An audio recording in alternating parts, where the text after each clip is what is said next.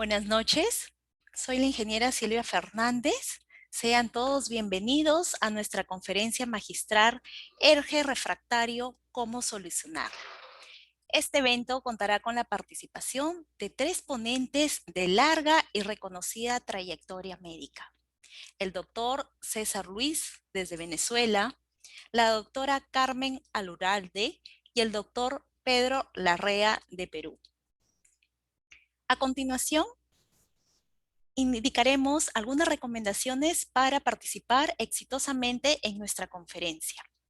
La presente conferencia tendrá la duración de 1 hora. Los participantes podrán formular sus preguntas sobre la exposición, las cuales se pueden desarrollar a través del chat o de la opción preguntas y respuestas. Asimismo, recomendamos contar con una buena conexión a Internet para evitar interferencias en la comunicación y usar audífonos para una mejor audición en nuestra conferencia. Presentaremos a nuestros expositores.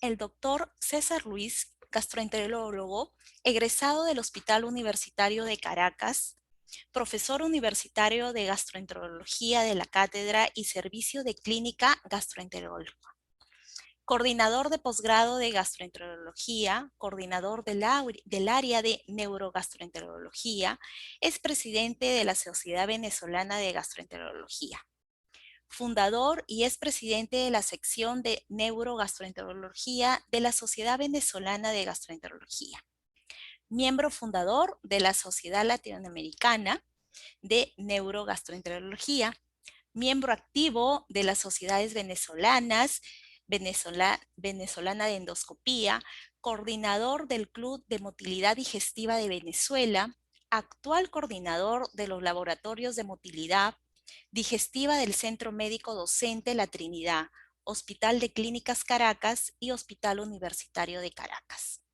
Es jefe del Servicio de Gastroenterología del Hospital de Clínica Caracas. El doctor Pedro Larrea es docente de gastroenterología del posgrado de la Universidad San Martín de Porres, jefe de gastroenterología en la Clínica Internacional y director del Instituto de Enfermedades Digestivas de la Clínica Internacional. Jefe de la Unidad de Endoscopía del Hospital Nacional Edgardo Rebagliati Martins. La doctora Carmen Aluralde es médico gastroenteróloga, endoscopista, con entrenamiento en endoscopía terapéutica avanzada, capacitada para tratamiento de distintas patologías y afecciones digestivas, con capacitaciones en centros de referencia a nivel mundial como Johns Hopkins, Mayo Clinic y centros de la Organización Mundial de Endoscopía. Damos la bienvenida a nuestros expositores e iniciamos la conferencia magistral. Adelante, doctor César. Muchas gracias, Silvia. Muchas gracias, doctor Pedro Larrea y mi querida Carmen Alurralde por esta invitación. Cuando dicen 1 hora, me imagino que es parte de la exposición y algunas preguntas, aunque voy a hacer lo más pausado posible. Este tema que voy a empezar ahora a compartir es un tema muy difícil porque tiene muchísimas aristas y no hay pacientes que son iguales a otros y se van a dar cuenta. Y gracias, por supuesto, a la Universidad San Martín de Porres, quien vamos a decir que es el sponsor de esta conferencia. Comenzamos, doctor Pedro. Enfermedad por reflujo gastroesofágico refractaria. ¿Cómo solucionarlo? Y ahí tenemos un nombre compuesto con apellidos, lo que hace que sea ya un término especial.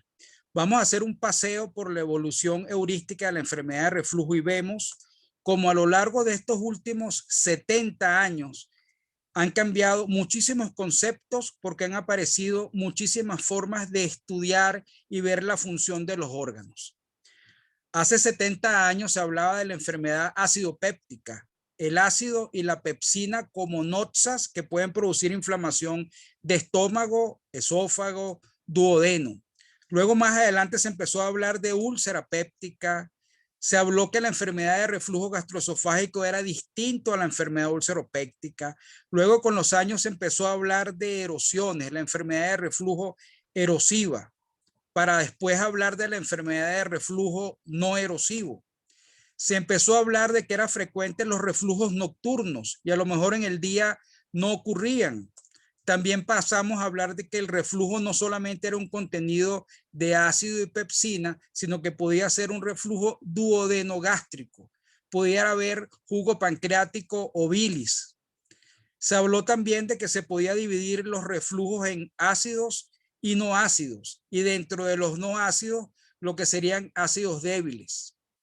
Luego se empezó a hablar de la hipersensibilidad, pacientes que podían tener alodinia, que podían tener eventos fisiológicos, pero producir síntomas. Y se empezó a hablar de que podía ser un esófago con un umbral muy bajo y por eso se llama hipersensible. Luego se empezó a hablar de la enfermedad de reflujo persistente, es decir, que aquella que responde al tratamiento médico, pero el paciente como es crónico recae y tenemos la título de esta conferencia, que es la enfermedad de reflujo refractario. ¿Qué estudios se hacían? Radiología, un esófago varitado o una serie radiológica con contraste serie esófago, estómago, duodeno. Permitía ver el esófago, las dimensiones del esófago, ver cómo se vaciaba, ver cómo eran las compresiones fisiológicas. Luego se empezó a hacer la endoscopia y la endoscopia trajo con los años a la manometría para ver la función del esófago. Luego la piachimetría para ver los tipos de reflujo en 24 horas y establecer valores normales. Más adelante se empezó a usar los inhibidores de bomba de protones como prueba terapéutica. Pacientes con reflujo ácido, al darle un tratamiento de IVP y mejora, bueno, este paciente debe tener enfermedad de reflujo porque mira, se le quitaron los síntomas con el tratamiento. Luego apareció el Bilitec 2000, que era un método de espectrofotometría que podía ver la longitud de onda de la bilirrubina y empezaron a hablar de reflujos alcalinos. Más adelante apareció la pH Bravo, donde se engrapa el dispositivo de pH o el electrodo de pH en el esófago y permitía ver, estando ahí 48 horas de estudio o 72 horas de estudio, empezaron a hablar de que 24 horas podía ser un falso negativo y que en 48 horas era un verdadero positivo y que era un dispositivo que era mejor que la pH estándar. Luego los cuestionarios basados y validados para hacer el diagnóstico de reflujo. Luego aparece la avanzada de endoscopia, donde no solamente mejoran la visualización tanto en magnificación óptica como en magnificación electrónica, y empieza ese haz de luz blanca también a descomponerse y empiezan la competencia de las marcas comerciales a hacer cromoendoscopia y ver cómo se puede ver la parte vascular o la parte, vamos a decir, celular, incluyendo otros métodos en la actualidad. Luego apareció la manometría de alta resolución con catéteres de estado sólido y se le agregó al final lo que llamaríamos la impedancia, tanto a la pH como a la manometría. Y con estos estudios, que son unos pocos estudios, van apareciendo variables especiales que permiten que podamos usar conceptos distintos, inclusive en un futuro. Los estudios diagnósticos, bueno, los podemos agrupar, nombré algunos de ellos, pero lo podemos agrupar por títulos. De estructura, orgánico, tangible, visible, estructural. Bueno, la endoscopia, el esofagograma, la gammagrafía, el ultrasonido endoscópico. En el caso de clínicos, los cuestionarios. En el caso del contenido intraluminal, si es líquido o es aire, sería la pH, el Bilitec. En el caso de la función motora, la manometría convencional o de alta resolución, la parte de distensibilidad con el barostato, la parte de planimetría también para ver el reflujo. En cuanto a la función sensitiva, el test de Bernstein, que era instilar ácido para reproducir los síntomas, la distensión del balón, que también se utiliza, y pruebas usando hidrofonio o la prueba de tensilón, que también puede producir contracciones. Y en los nuevos tenemos, por ejemplo, la pexina salival. La pexina se puede encontrar también en el oído medio. Y si hay pexina en el oído medio es porque hubo reflujo faringolaringio. Se puede ver con el Restex, que es lo actual también ver cómo está la orofaringe ácida, pero no ácida de líquido, sino ácida de aerosol, es decir, aire ácido. Se puede determinar por este método. Entonces tenemos ahora una serie de estudios que van a aparecer en el mercado y que pudiesen ser que den alguna variable que pueda tener utilidad clínica o no. Habría que esperar, pero estamos así ya con este tipo de metodología.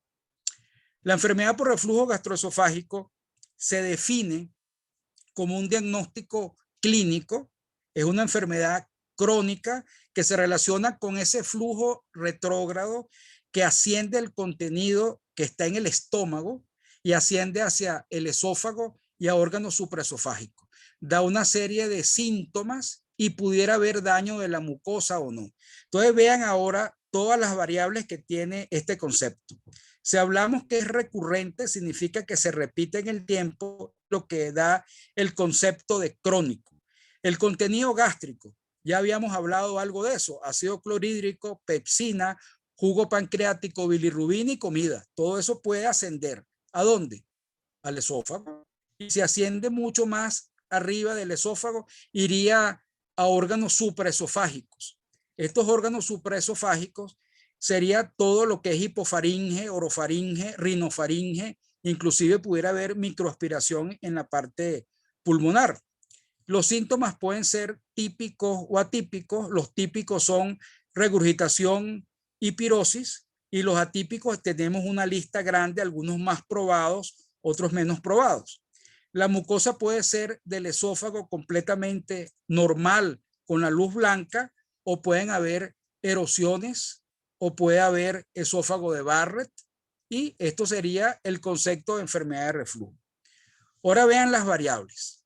Vamos a hablar ahorita de 16 variables y podemos decir, los pacientes pueden tener reflujo fisiológico o patológico o los dos. Pueden tener síntomas atípicos o típicos o los dos. Pueden tener reflujos ácidos y no ácidos o los dos.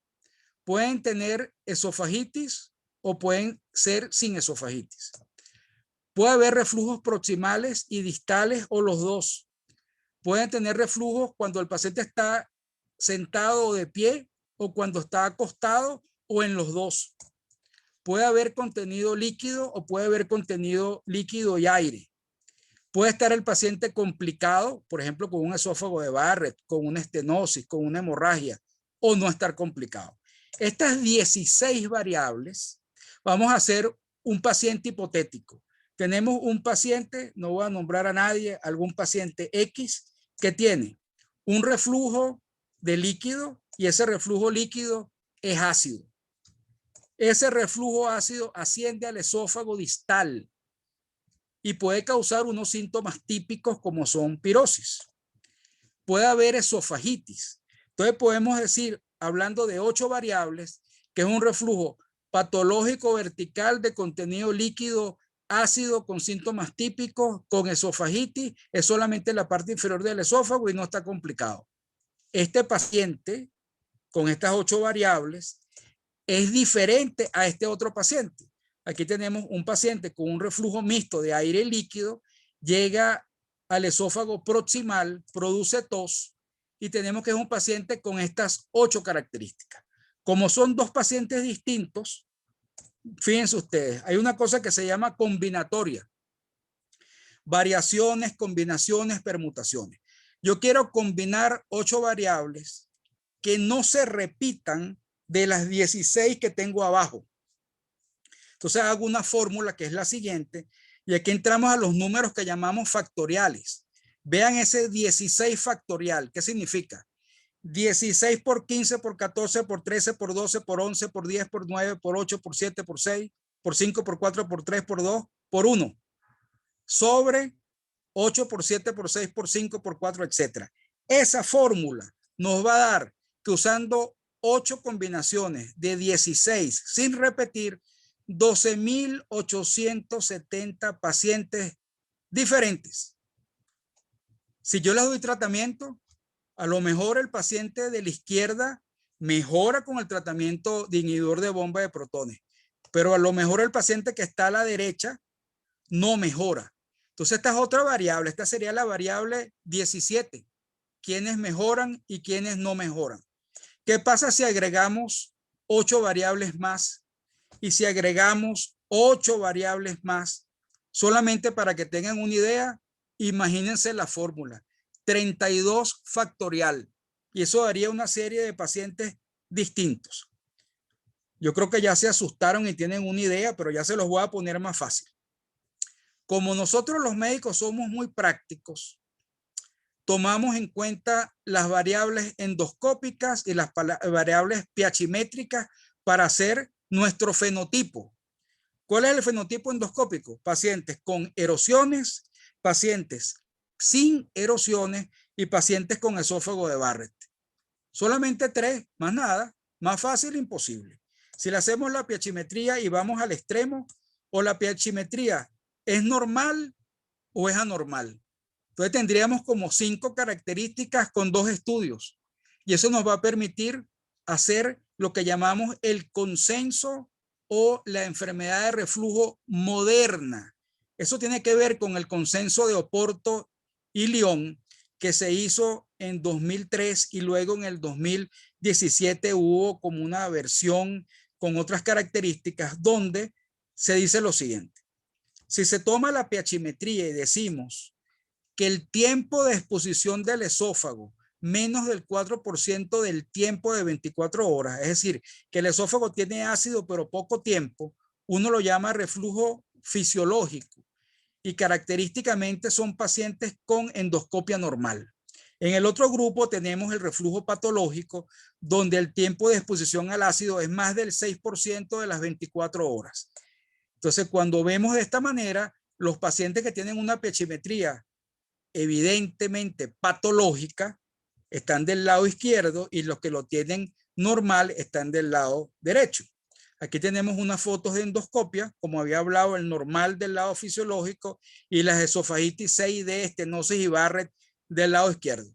Entonces aquí no hay duda, estamos claritos. Ahora, ¿qué pasa en esa zona intermedia que es gris? Tenemos pacientes que tienen exposición al ácido, que es casi normal, pero no es normal, pero tampoco es patológica, pero está cerca de ser patológica. Entonces lo tenemos en el medio. Ese medio contempla endoscopias normales, pero también contempla endoscopias con esofagitis leve. Ojo, no estoy diciendo que el que tiene esofagitis leve no es patológico, solamente que está en el medio y pudiera comportarse diferente en la evolución de la enfermedad. ¿Qué es lo importante de este consenso? Que se consideraron unas variables nuevas piachimétricas que permiten que si uno las hace, puede meter al paciente que está en esta zona gris del lado izquierdo o del lado derecho, basado en, como dice ahí, la impedancia basal nocturna y lo que sería la peristalsis esofágica posterior a la deglución porque hubo un reflujo. Y esta variable nueva que es PSPW, también hay que esperar un tiempo de que se asimile, se valide para ver si realmente tiene la utilidad clínica que estoy comentando. Entonces, esto es lo que se llama diagnóstico moderno de la enfermedad de reflujo. Vamos a hablar del tratamiento. El tratamiento, quitar los síntomas para que el paciente esté mejor, eso mejora la calidad de vida.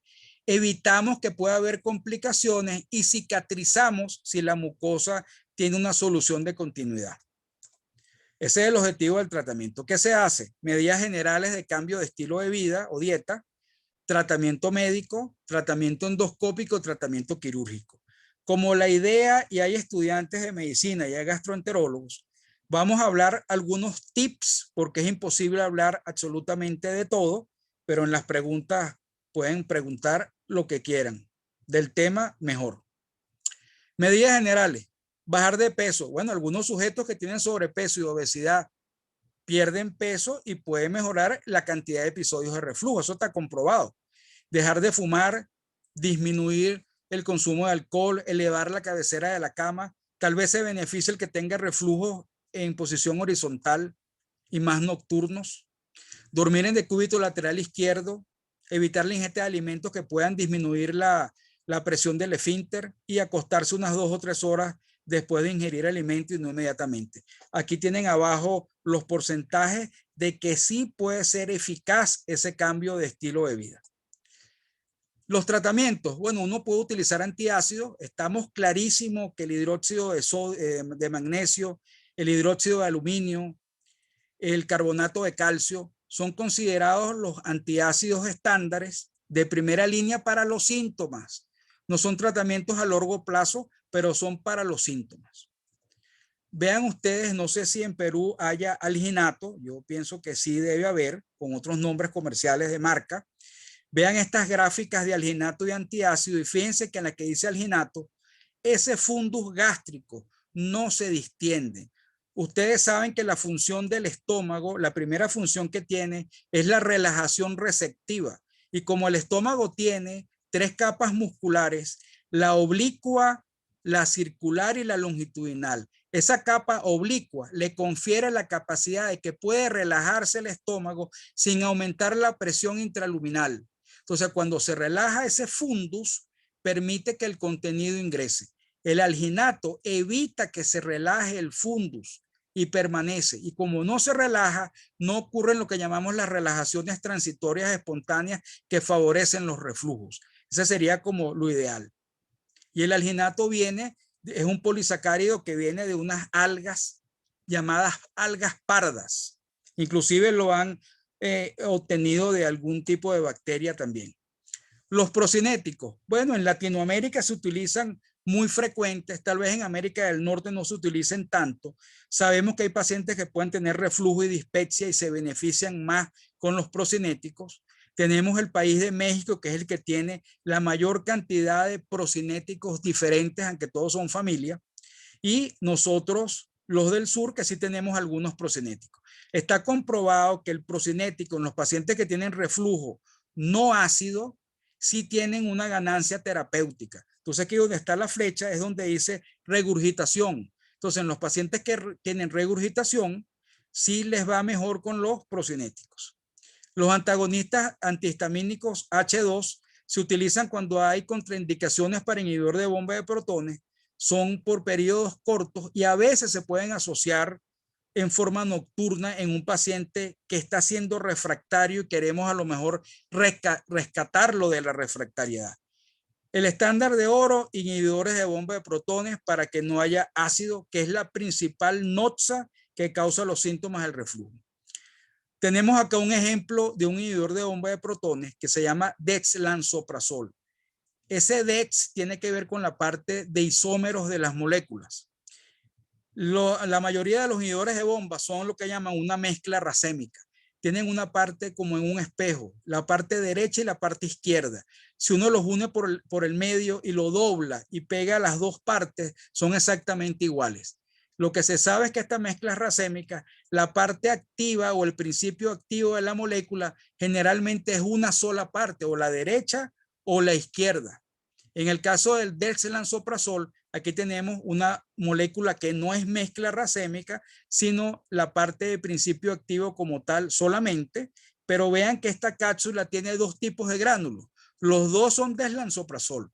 Lo que pasa es que la ingeniería farmacológica hizo que unos granos puedan ser liberados a un pH determinado y los otros granos a otro pH. Esto hace que tomando una cápsula tengamos como dentro de la cápsula 2 capsulitas. Una capsulita se absorbe en un determinado tiempo y la otra se absorbe en otro determinado tiempo. Y esto da 2 curvas de concentración, 2 picos de concentración máxima que lo que hacen es tratar de alargar la vida media del medicamento. Pero claro, no alarga la vida media individualmente porque cada vida media es entre 1 y 3 horas como todos los inhibidores de bomba de protones, pero de esta manera de ingeniería permite prolongar más el efecto y esta es como la virtud de este medicamento. En el caso de los PCAPs, que solamente se comercializan vonoprazan, revaprazan y tegoprazan en Japón y Corea del Sur, tenemos que son medicamentos que inhiben la producción de ácido, igual que los inhibidores de bomba de protones, pero solamente que concentran en la célula parietal mucho más el medicamento que los inhibidores de bomba estándar y que con la primera dosis ya hace un efecto completo. Ahora, como dije, solamente está comercializado en Japón y Corea del Sur, pero si nosotros lo que queremos es el resultado de que se cure la esofagitis A o B o C o D de la clasificación de Los Ángeles, a lo mejor se logra exactamente igual. En un mes están curadas la A y la B, usa el medicamento que yo use. Entonces tal vez acá haya que dar más todavía a ver qué otro beneficio pudiera tener. Pero en general son considerados los estándares de oro los inhibidores de bomba. Vamos a hablar un poquito de cómo hace cuando uno tiene un paciente con una esofagitis no erosiva. Yo le doy tratamiento un mes, una vez al día. O se lo doy en ayunas, porque es importante que no consuma alimento, o se le da 15 minutos antes de la cena. ¿Qué pasaría si el paciente no responde? Uno dice, bueno, si no respondió es porque no se lo tomó, porque uno siempre piensa mal del paciente. Es mejor hacer así. La falta de apego es importante. Muchos pacientes, véanse aquí en la gráfica, el primer día se lo toman todos, pero al mes ya prácticamente el 50% no se lo toma. Y a los 3 meses, menos del 40% se lo está tomando. Esto es una verdad absoluta. El paciente hay que estar muy pendiente que se tome el medicamento. Esa es la principal causa de que el paciente no responda.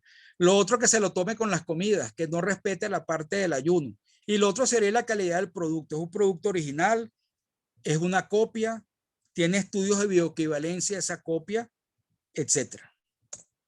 ¿Qué pasa si no responde después que yo estoy seguro que el paciente sí se lo toma porque vivo con él? Uno dice, bueno, yo puedo darle el doble de la dosis, puedo cambiar el inhibidor de bomba por otro porque a lo mejor ese no le presta, o puedo dividir la dosis en 2 partes. Aquí están el material bibliográfico que puede dar fe de que algunos pacientes pueden mejorar haciendo estos cambios de doblar la dosis, cambiar el IVP o dividir la dosis. ¿Qué pasa si no responde? Ahora sí, si no responde uno dice falla al IVP. Ahora, ¿qué pasa en los que sí responde? Que yo sé que mi paciente respondió y al mes está sin síntomas.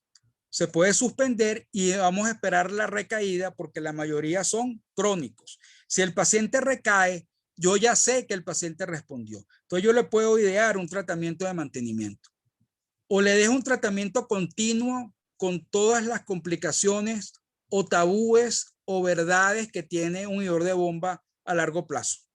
Le puedo dar un tratamiento intermitente, 2 semanas sí, 2 semanas no, un mes sí, un mes no, porque no tiene erosiones y lo que tiene es una enfermedad de reflujo no erosiva.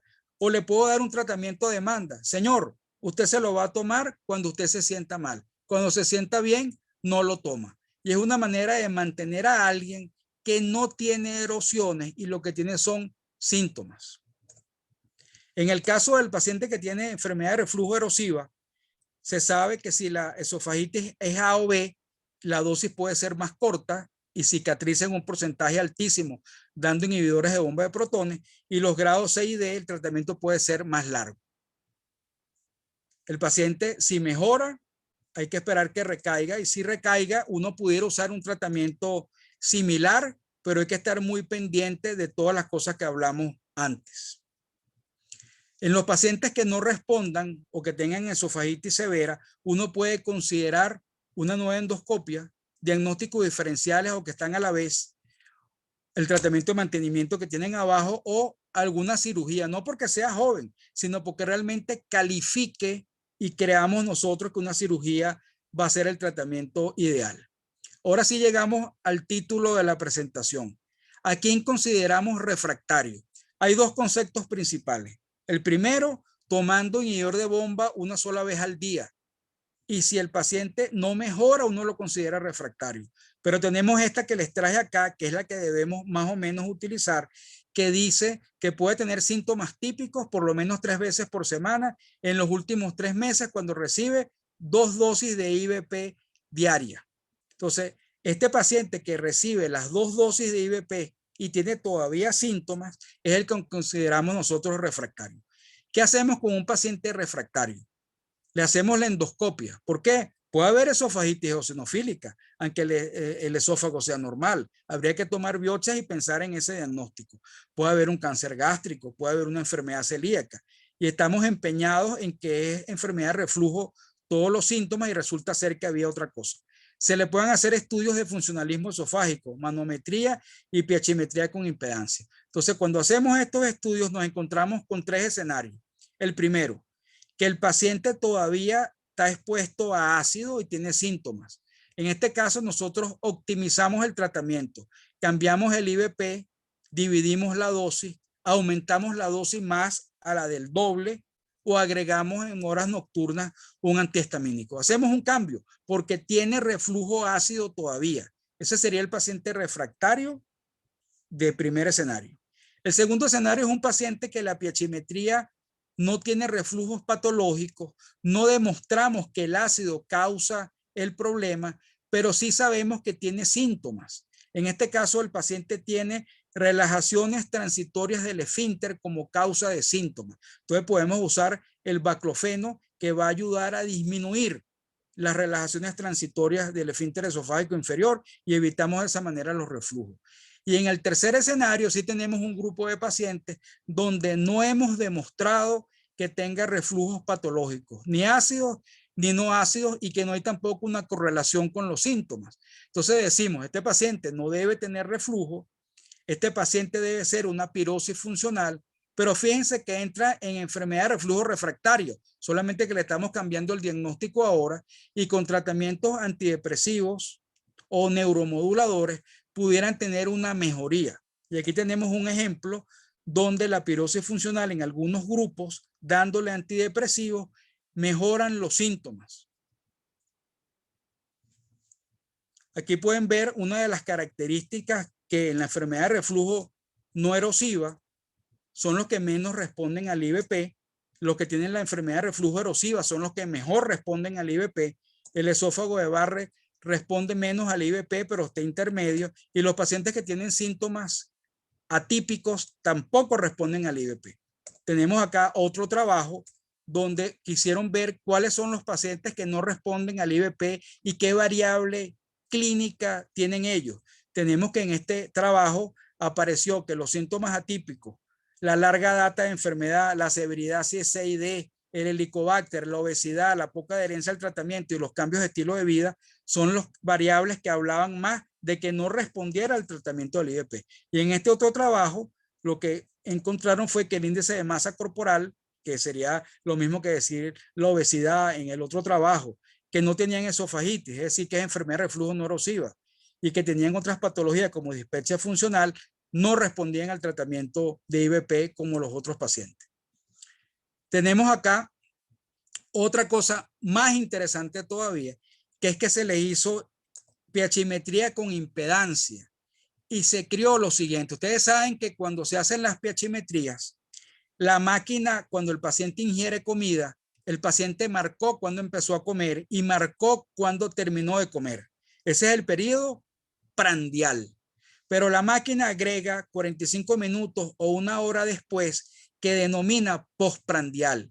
Y en ese periodo, los reflujos que hay, pudiera no computarlo para hablar de los reflujos patológicos, porque lo cataloga como normal porque es postprandial. Cuando uno analiza ese periodo postprandial y busca la cantidad de reflujos que hay en ese periodo y habla si hay síntomas cuando ocurren esos reflujos en ese periodo, lo catalogan de rumiación con un score, y se dieron cuenta que el 46% de los pacientes que eran considerados refractarios tenían rumiación, que es otro diagnóstico funcional que está descrito en el consenso de Roma 2, Roma 3 y Roma 4 con sus variantes, y vemos que tenemos un grupo de pacientes con rumiación que no se les había hecho el diagnóstico, que fueron catalogados como enfermedad de reflujo refractaria y no lo son, son otra patología. El manejo endoscópico de la enfermedad de reflujo, hay dos métodos que están aprobados o que han pasado un poco más la era del tiempo, que son el Stretta, que sería radiofrecuencia producir una quemadura, y que esta quemadura cuando cicatrice tiende a estenosar la luz del esófago, y la funduplicatura endoluminal con el método Exofix, que también se está utilizando. Estos serían los dos que han, vamos a decir, pasado un poco el tiempo y han demostrado que en algunos pacientes sí puede haber una mejoría. En cuanto a la parte quirúrgica, tenemos que si los pacientes están completamente bien estudiados, se encontró que el esfínter de esófago inferior es el causante fisiopatológico de los reflujos.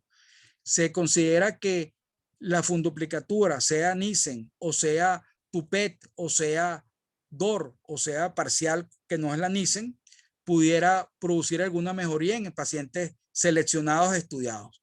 El endostin, que es un electroestimulador del esfínter para que genere un tono mejor y mejore y disminuyan las relaciones transitorias, también está estudiado. Y el LINX, que es por la paroscopia, el colocar una serie de imanes que pueden producir una apertura cuando el bolo alimenticio baja, pero después se cierra y obstruye la unión esófago-gástrica que permite evitar los reflujos. Para ir terminando, tenemos que la piezometría con impedancia divide los pacientes, como hablamos al principio en una de las láminas. Esta lámina la traigo porque donde dice al lado derecho, exposición ácida normal, índice sintomático negativo, que lo catalogamos de pirosis funcional. Vean como las drogas de acción central, los antidepresivos tricíclicos, los antidepresivos tetracíclicos, los inhibidores de recaptación de serotonina, los antagonistas de serotonina e inhibidores de recaptación de serotonina, como la trazodona, pueden ser utilizados en estos pacientes, y nos da pie a decir que son pacientes que no solamente los receptores o los nociceptores químicos pueden determinar que la pexina y el ácido clorhídrico los estimule, sino que otros tipos de receptores como valinoides y receptores de presión pueden también estar involucrados, y son pacientes que tienen más sensibilidad en el esófago, y por eso es que este tipo de medicamentos los puede mejorar donde los IVP fallan. En conclusión, optimizar el tratamiento, dividir dosis, cambiar IVP, doblar dosis, usar alginatos, procinéticos o baclofen, y sobre todo saber que el paciente está tomando el medicamento, aunque uno no viva con ellos. La enfermedad de reflujo refractaria es frecuente para el gastroenterólogo. Gracias a Dios, los que tienen esofagitis y tienen reflujos ácidos, la gran mayoría los mejoramos. Pero el grupo que no se mejora, uno está obligado a estudiarlo, y sobre todo con las cosas nuevas que les comenté, no vaya a ser una pirosis funcional o una rumiación o una esofagitis eosinofílica, y están cambiando el diagnóstico, también cambia el tratamiento. La piezometría con impedancia es el estándar de oro porque permite clasificar a los pacientes, sobre todo para decir que el reflujo es no ácido y que a lo mejor la regurgitación es lo que produce los síntomas, y por eso es que el IVP no lo mejora. La fundoplicatura, si está bien estudiado al paciente, es una alternativa, bien sea por la paroscopia, por robot Da Vinci. Abierta no, pero vamos a decir que abierta también, para no entrar en detalle, sería la fundoplicatura. Y los métodos endoscópicos, como hablamos del Stretta y del Exofix, son algunas alternativas. La otra parte, LINX y Endostim, están todavía en estudio. Bueno, espero haber paseado por todo el tema y estoy seguro que las preguntas van a ser muy interesantes. Muchas gracias a todos.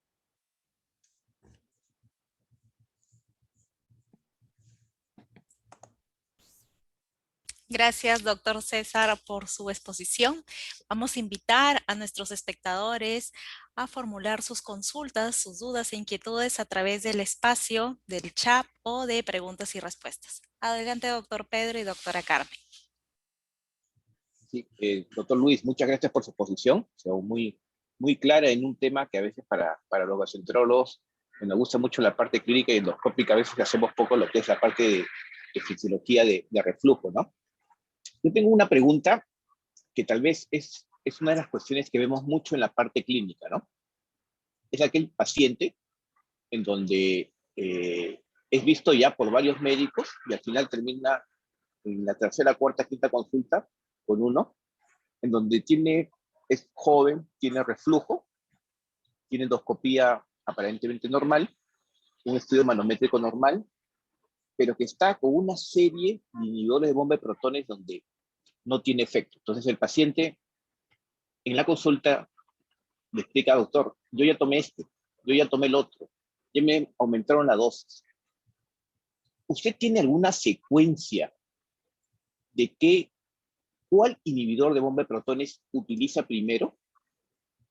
Y si no es así, aumenta su dosis, lo cambia al cuánto tiempo de haber iniciado la terapia. Ok. Una pregunta que vamos a decir que es frecuente, pero muy difícil de contestar porque voy a decir lo que haría yo basado en la conferencia que di. Es una persona joven sin erosiones en el esófago, probablemente con síntomas típicos, y yo le pongo un tratamiento que no funciona y sí se lo toma porque tiene apego al tratamiento.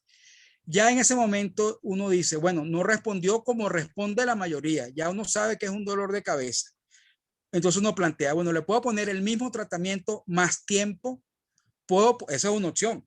Puedo ponerle el tratamiento al doble de la dosis, esa es la otra opción.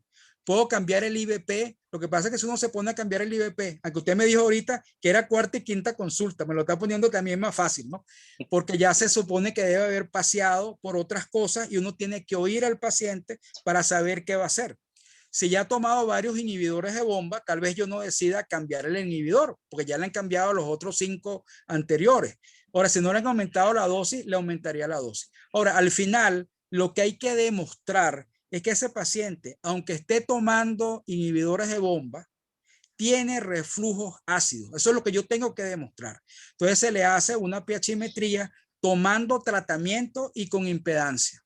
Si yo demuestro que el paciente tiene reflujos ácidos todavía, uno dice, oye, aquí algo está pasando porque es un verdadero paciente refractario y yo tendría que demostrar, fíjese que esto no lo di en la conferencia, hacerle una pHimetría gástrica y esofágica para demostrar que el tratamiento hace que el estómago no tenga ácido por lo menos las 18 horas que debe estar sin ácido.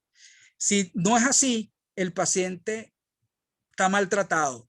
Si yo le aumento la dosis y logro eso, estando bien tratado, sigue haciendo los reflujos ácidos. Entonces, por eso es que le añadimos los antihistamínicos en la noche. Ahora, si este paciente sigue haciendo reflujo ácido, uno llegará a otro porque agotaríamos toda la parte que me quiso preguntar y sería todo el paseo que nosotros hicimos. Gracias a Dios, no es la mayoría. La mayoría de refractariedad tiene que ver con que los reflujos no son ácidos. Y ahí es donde está el problema.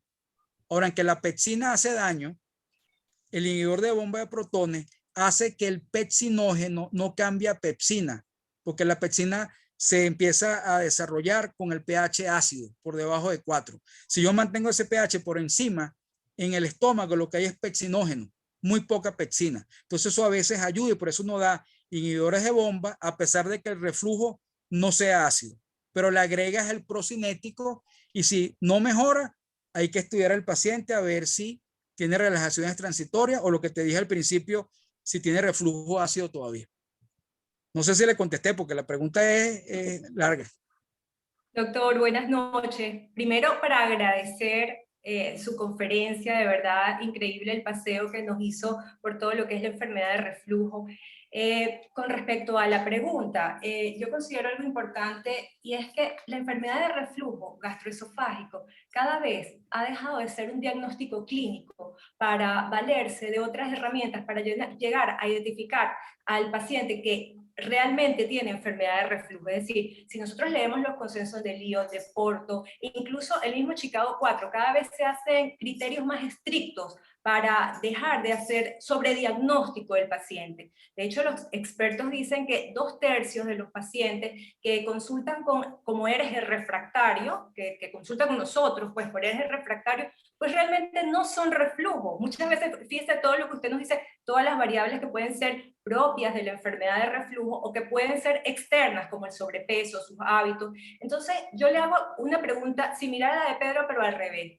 ¿Cómo es su enfoque al paciente en el que usted dice, mira, no es reflujo? Y le hago esta pregunta porque generalmente ese paciente es un paciente, digamos, sufrido. Es un paciente que además tiene una hipervigilancia de los síntomas, que ha pasado, como dice, por varios tratamientos, por varios médicos y no mejora. Entonces, ¿cómo hace usted para decir, llega un momento que usted dice, mira, este paciente no es reflujo?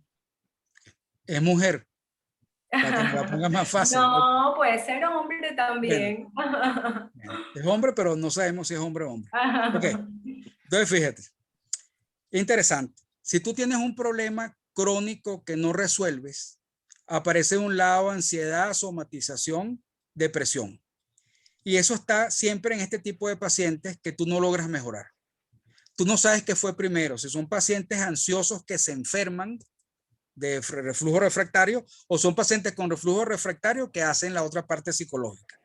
Como te llegó el paciente con las dos cosas, uno tiene que abrir el campo y hacerlo mucho más grande.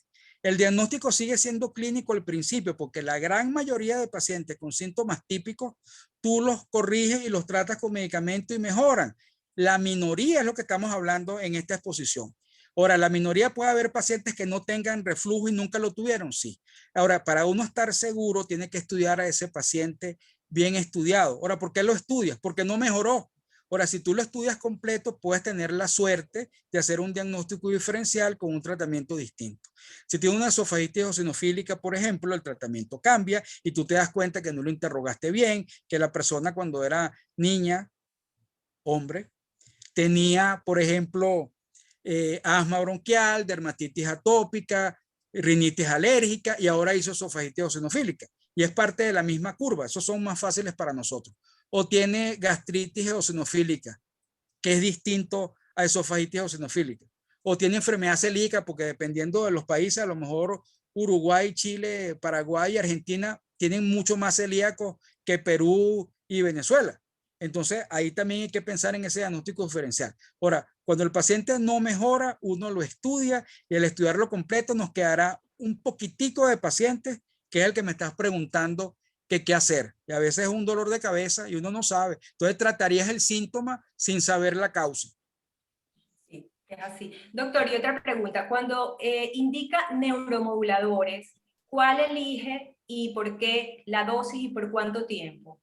Ok, neuromoduladores lo nombré como título. Uno puede usar pregabalina o gabapentina, que son los que utilizamos más frecuente los gastroenterólogos, pero eso ya cuando hay más dolor torácico, que la clínica da un dolor o una pirosis que es ardor, pero también le duele. Entonces, para dolor torácico está mucho más estudiado. Ahora, como son síntomas que puede haber, por ejemplo, imagínate que tuviese el reflujo, un síntoma de globo faríngeo y se queja de tener un globo faríngeo, pero tiene reflujo, pero no mejora con IVP y sigue con el globo. Entonces ahí uno empieza a agarrarse de la parte de neuromodulador. Ahí lo utilizaríamos. Ahora, usar antidepresivos a dosis baja es más que todo para dolores funcionales. Ahora, en el reflujo se utiliza más antidepresivos a baja dosis, también como hablamos. Se utilizan inhibidores de la recaptación de serotonina, que son más, escitalopram sería la que utilizaríamos en principio más frecuente, y una llamada venlafaxina que no tenemos, que también se utiliza, que son los que han dado mejor resultado. ¿Y lo utiliza de acuerdo, dosis-respuesta, de acuerdo a cómo va mejorando el paciente? Sí, lo que pasa es que fíjate, si tú le explicas al paciente muy bien qué es lo que tiene, que pudiese ser un síntoma tal vez no grave o que no tenga secuelas, y uno le dedica tiempo y hace una terapia conductual entre muchas comillas, porque es el gastroenterólogo, probablemente el paciente sí mejora. Ahora, en todo caso, uno busca un apoyo en un psiquiatra y le explica que es una enfermedad crónica que no se va a curar, pero que el paciente tiene que aprender a vivir para que las crisis sean leves y las acalmias largas, y utilizaría ese tratamiento. Excelente. Doctor a veces Luis, es difícil decir eso, enviar al paciente al psiquiatra, pero también yo creo que es muy importante darle al paciente un diagnóstico, porque el paciente que no tiene diagnóstico es un paciente muy sufrido y es duro. Y muchas veces, como usted dice, con psiquiatría mejoran increíble. Yo les echo siempre mucha broma a los pacientes y les digo, viniste para acá y yo te voy a decir qué no tienes. Ahora, ¿qué tienes? No sé, pero qué no tienes, sí te lo puedo decir. Y a veces con eso ayuda en este tipo de casos. Doctor Pedro. Doctor Luis, consulta. ¿En qué momento usa baclofeno o sucralfato en estos pacientes? Ok. Baclofeno. O prokinéticos también, ¿no? Ok. Nosotros usamos prokinéticos mucho más frecuentes que otras personas. Es obvio que si el paciente tiene reflujo y dispepsia funcional, el prokinético está indicado y va a mejorar muchísimo porque tiene las dos enfermedades. Utilizarlo en reflujo solo, los americanos y la literatura americana usa siempre inhibidores de bomba de protones y no nombran los procinéticos nunca. Nosotros en Latinoamérica sí lo hacemos y a veces ponemos un paciente el tratamiento de los dos. O a veces ponen uno solo y después uno le agrega el procinético, como para tener un tiempo, si no mejora le agrega el otro medicamento. Con respecto al baclofeno, tendría que estar estudiado al paciente y demostrar que tiene relajaciones transitorias o que algunos de los estudios dieron negativo para llegar a ese extremo de tratamiento porque tiene muchísimos efectos secundarios. Entonces lo utilizo cuando no encuentro algo que me satisfaga, que explique por qué tiene los reflujos. Porque las relajaciones transitorias, aunque uno las pueda ver y las pueda clasificar en la manometría, habría que hacer manometrías de 24 horas, que no las hacemos de rutina. Hacemos piachimetría de 24 horas, pero manometría de 24 horas no. Si se hiciese eso, uno demostraría que la causa fisiopatológica son las relajaciones transitorias. Ahora, ¿qué hace uno en la práctica? Como no puedo hacer el estudio porque no lo tenemos. Bueno, hay dos opciones. O el doctor Pedro, otro doctor Pedro, no usted. El doctor Pedro tiene relajaciones transitorias o no tiene. Bueno, yo lo trato. Si las tiene, mejora. Y si no las tiene, sigue igual. Si llegamos a ese extremo en la parte práctica. Otra consulta lo del sucralfato, ya va lo del sucralfato. El sucralfato, sí. El sucralfato es una sal metálica que necesita que el pH gástrico sea ácido por debajo de 4 para lograr la precipitación de esa sal metálica. Hay gente que yo veo que manda inhibidor de bomba y sucralfato. Eso no debe ser, pero muchos colegas lo mandan a la vez. Sucralfato es más para erosiones esofágicas o para algo gástrico, pero sin usar inhibidores de bomba de protones. Ahí es lo que lo utilizo, pocas veces. Doctor, quizás en ese caso utilizaría IBP y alginato. Más bien, el alginato quizás... No uso alginato de rutina, pero como no se relaja el fundo, pudiera usarlo antes de usar el Blacofén y esperar a ver. Pero no lo uso de rutina. El alginato también crea como... ¿Cuándo decide usarlo? Ya va, quédate. El alginato hace como un sobrenadante. No sé si en Perú hablan de atol en los niños.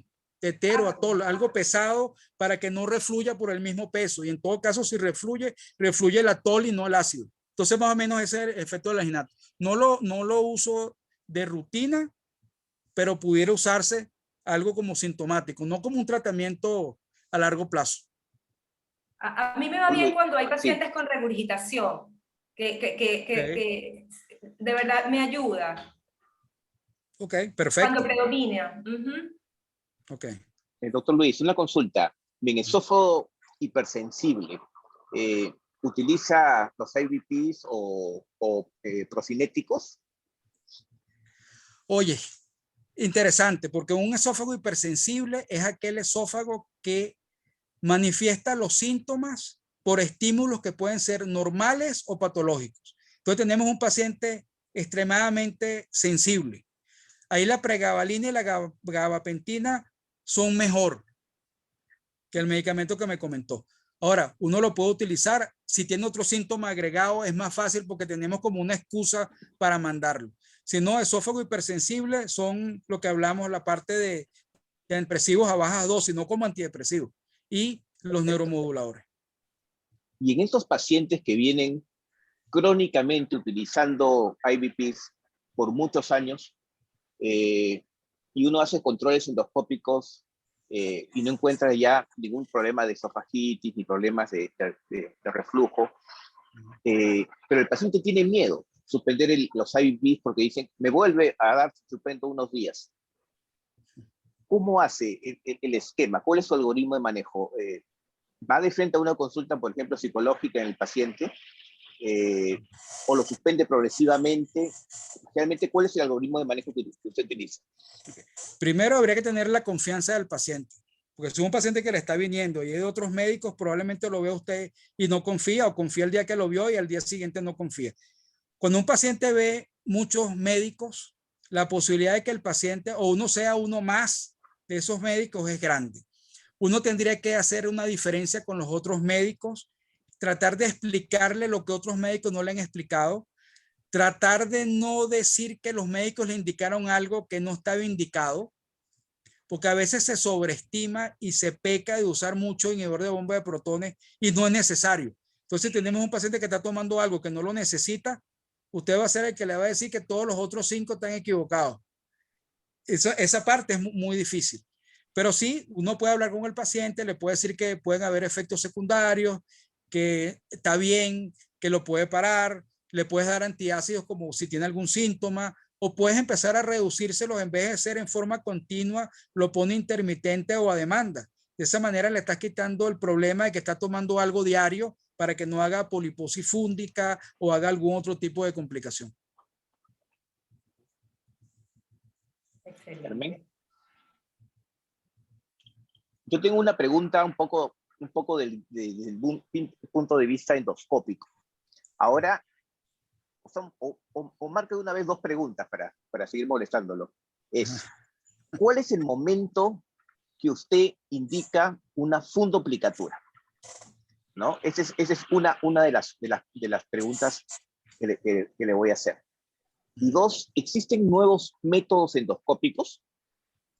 No tan nuevo, ¿no? Porque el primer método endoscópico el famoso que le denominan ARMS, es un método en el cual fue descrito en el año 2003 como una resección endoscópica en tejido de Barrett, y vieron que en estos pacientes disminuía los problemas de reflujo refractario. ¿Hay experiencia, usted sabe, en Venezuela de este método de resección, ¿cómo se llama?, de la mucosa circunferencial, que está de moda ahorita en todo Japón y en Europa? Ok, vamos con la primera pregunta, que es la fácil. La fundoplicatura.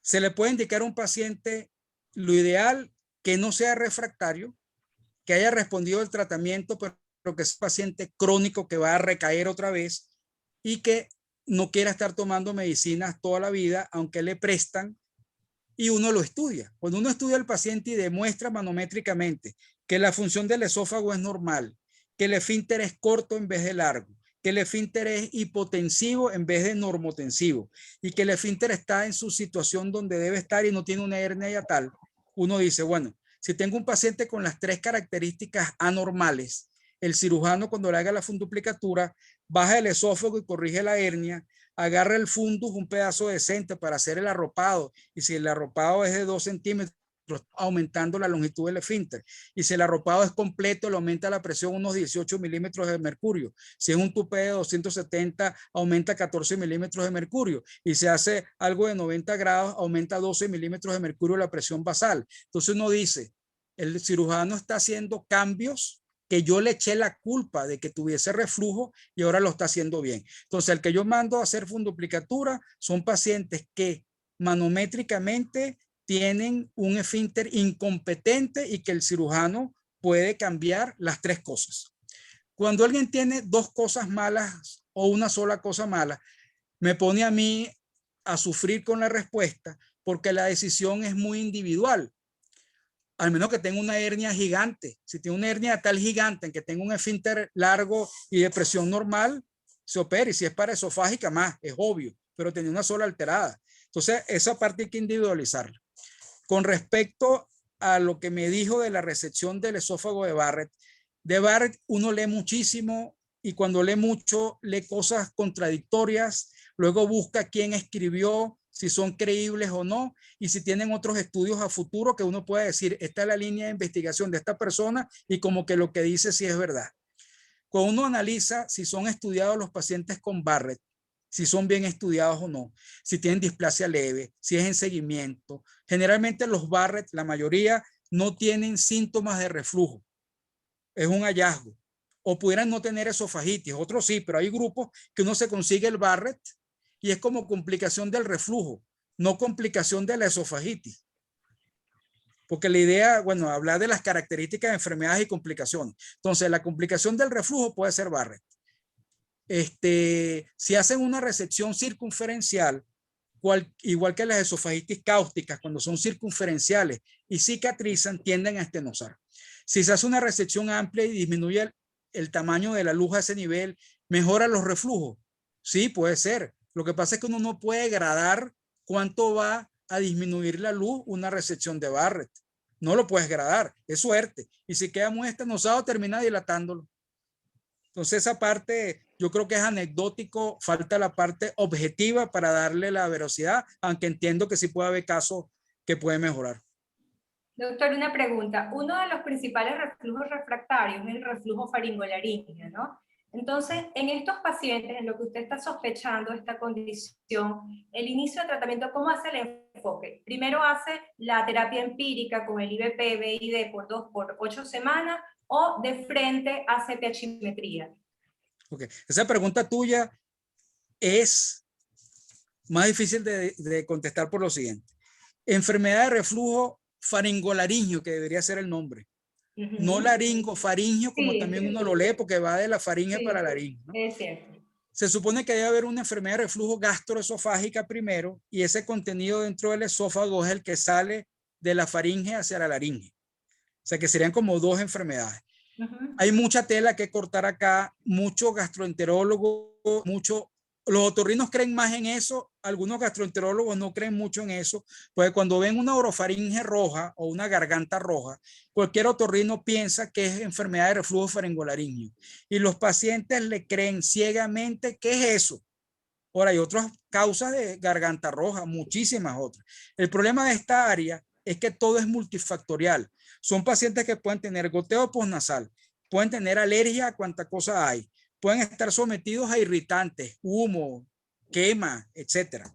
Pueden tener un trabajo como el de Pedro y el tuyo, que se la pasan dando clases, gritando, no le hacen caso, habla todo el día. Bueno, el que habla mucho y grita mucho, no lo digo por ustedes, también tiene ese problema. Pues un maestro de kinder, tiene ese problema. Y que tenga reflujo. Y si tiene todas las 5 cosas que tienes que tratar, el reflujo, la alergia, estar fuera de los irritantes. Y si en Perú hiciera mucho frío y mucho calor, como ocurre en partes de Venezuela, salen de un aire acondicionado frío, salen al calor y se vuelven a meter al aire acondicionado otra vez. Y están en eso. Eso pone la garganta roja. Y si duerme con la boca abierta y ronca, tiene la garganta roja también. Entonces aquí esa parte es difícil. Ahora, ¿qué hace uno? Si el otorrino ve toda la orofaringe, ve la laringe, los pliegues aritenoideos, la pared posterior de la faringe, las cuerdas falsas o las bandas ventriculares, va a ver si hay pólipos, si hay nódulos, si hay sulcus, si está en empedrado toda la mucosa que recubre parte de la faringe. Ellos piensan que es enfermedad faringolaringea. Por eso que salieron los dos conceptos que mencioné antes del Restech para ver si hay ácido en esa zona, porque antes lo que se hacía era con el pHímetro colocar un electrodo de pH debajo del esfínter superior para hablar de reflujos proximales.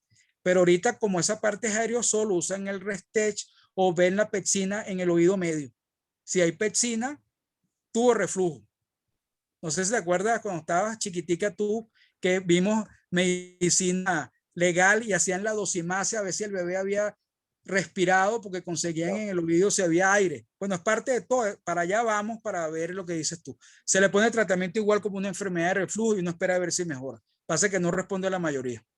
Perfecto.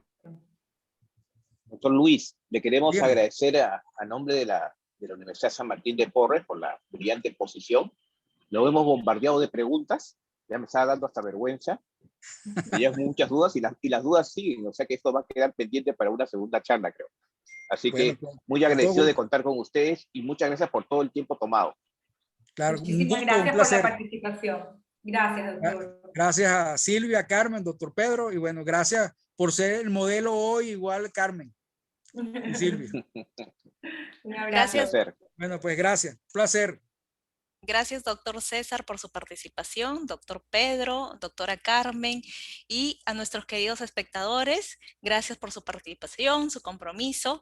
Los invitamos para volvernos a reencontrar el día de mañana, jueves 18 a las 8:30, con el siguiente tema. Que tengan una linda noche. Permiso.